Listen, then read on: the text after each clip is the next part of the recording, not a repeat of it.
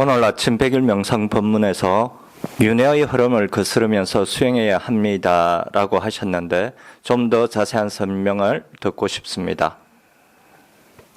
아까 제가 말씀드렸던 그 내용하고 비슷한 부분인데, 그 윤회의 흐름은 중생의 흐름이거든요. 보통 존재의 흐름입니다. 존재는 뭐냐면 끊임없이 욕망의 대상을 쫓아가는 겁니다. 여러분들 삶을 살펴보면 그렇습니다. 어릴 때 어떻습니까? 어릴 때 뭐 그렇다고 하죠. 나는 로봇, 조립 로봇 이런 걸 좋아해가지고 이런 걸 좋은 걸 하나 가졌으면 한단 말이죠. 맨날 만화 영화가 하루 종일 내가 TV에서 만화 영화 했으면 한단 말이죠. 그런 것들, 그런 걸 쫓아가는 거죠.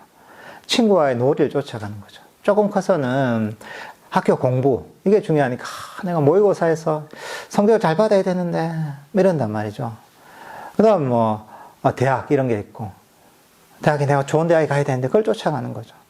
그 다음 내가 좋아하는 여자친구, 남자친구를 만나야 되는데 쟤하고 내가 잘 돼야 되는데 한단 말이죠.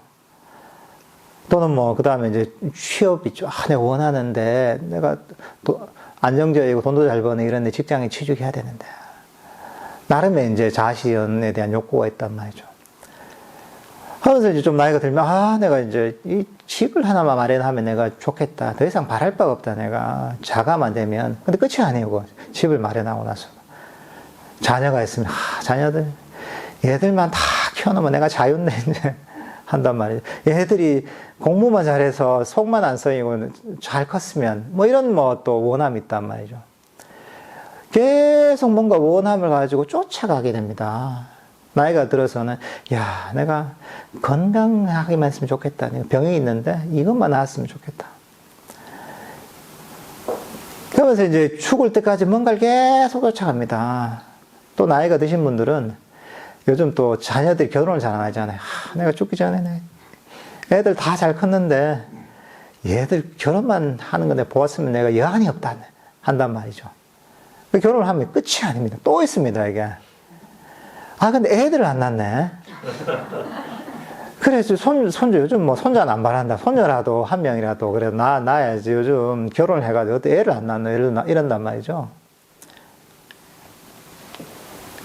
죽을 때가 끝이었습니다. 끊임없이 욕망의 대상을 계속 쫓아갑니다. 하나가 성취되면 그게 안 보입니다. 거기 만족 못 합니다. 또 다른 걸 쫓아갑니다. 또 다른 걸 쫓아갑니다.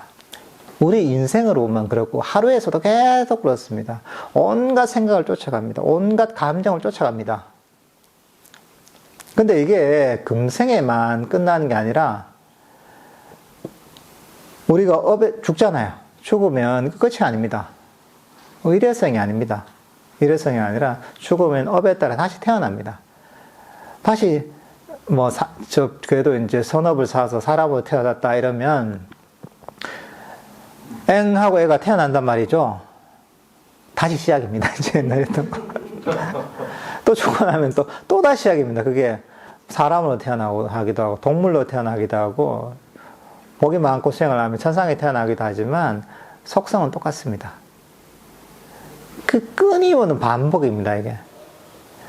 그러니까 이제, 이게 윤회의 흐름입니다. 끊임없이 욕망의 대상을 쫓아가는 것. 그러니까 그 과정에서 온갖 선업과 악업을 짓고 온갖 괴로움을 경험하면서 즐겁기도 할 때도 있겠죠. 즐거움과 괴로움을 경험하면서도 끊임없이 저 밑으로 떨어졌다가 좀 좋은 세상에 태어나게 됐다가 왔다 갔다 하면서 윤회의 고통을 받는 것, 이게 바로 중생들의 삶입니다. 그런 얘기를 합니다. 경전에서 보면 중생들이 윤회하면서 죽어서 남긴 뼈가 저 히말라야 산보다도 훨씬 많다고 하고, 중생들이 윤회하면서 흘린 피가 5대양의 바닷물보다 훨씬 많다고 합니다. 시작 없는 과거부터 이 끊임없이 윤회하는 과정에서 이런저런 고통을 받습니다. 그럼 윤회의 흐름을 거슬러 가면 어떻게 됩니까? 이게 봤잖아요. 끊임없이 욕망의 대상을 쫓아가잖아요. 쫓아가지 않으면 되는 겁니다, 이게. 왜 쫓아갑니까? 욕망 때문에 쫓아가는 겁니다. 그래서 불교 수행은 욕망을 버리는 겁니다. 우리가 사성제에서도 보면 고진멸도가 있습니다. 괴로움의 진리. 윤회하면 하는 중생의 괴로움이라는 거죠. 그 다음 집성제, 괴로움의 원인에 관한 진리가 있습니다. 괴로움의 원인이 뭐냐? 가래다, 원함이다. 그러면 어떻게 되는 거야? 괴로움의 원인을 버리면 되는 거야. 원함을 버리는 거. 욕망을 버리는 거. 그걸 통해 쫓아가지 못해 놔버리잖아. 욕망하니까 놔버리는 거죠. 놔버리면 어떻게 하면 나는 거기 끌려다니지 않죠. 나는 이 자리에 멈출 수가 있는 겁니다. 더 이상 윤회하면서 달리지 않을 수 있는 겁니다. 윤회를 원래 그 말 그대로 풀자면 끊임없는 방랑이라고 합니다. 욕망의 대상을 향해서 끊임없이 쫓아가는 겁니다. 쉬지 못하는 거죠. 그냥 그렇게 해왔던 거예요. 시작 없는 과거부터. 근데 이제 이 불교 수행은 그 끊임없는 방랑을 멈추는 겁니다. 욕망을 버리는 겁니다. 그게 탐진치를 버리는 겁니다. 우리가 8정도 수행을 하고 개정의 사막을 딱 닦잖아요.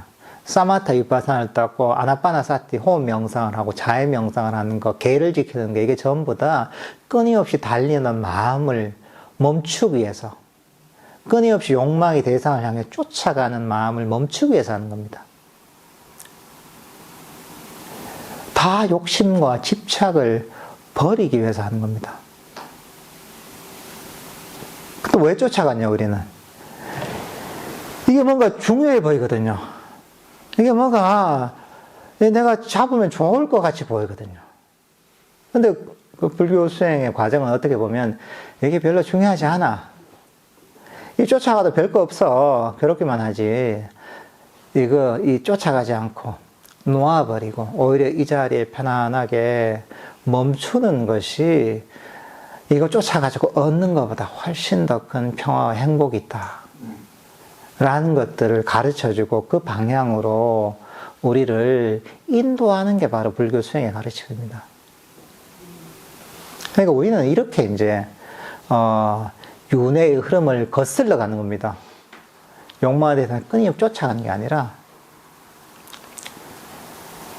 쫓아가려던 움켜쥐던 손을 놔버리고 마음을 놔버리고 이 자리에 멈추는 겁니다. 이 자리에 쉬는 겁니다. 그게 바로 윤회의 흐름을 거슬러 가는 수행자의 마음입니다. 근데 이거는 바른 법을 배워서 그대로 실천해야지 그걸 거슬러 갈 수 있는 겁니다. 그러니까 이 세상에는 부처님 이전에는 이런 가르침을 준 사람이 없었습니다. 세상에 똑똑한 사람들도 많고 대단한 인물들도 많습니다. 대단한 철학가, 사상가, 위대한 인물들이 많습니다. 그렇지만 그 각각의 그 위대함에도 불구하고 부처님처럼 이 윤회의 흐름을 거슬러 가서 괴로움에서 완전히 벗어나도록 하는 이런 가르침은 누구도 제시해 준 바가 없습니다. 그러니까 부처님께서 위대한 스승이라는 거죠.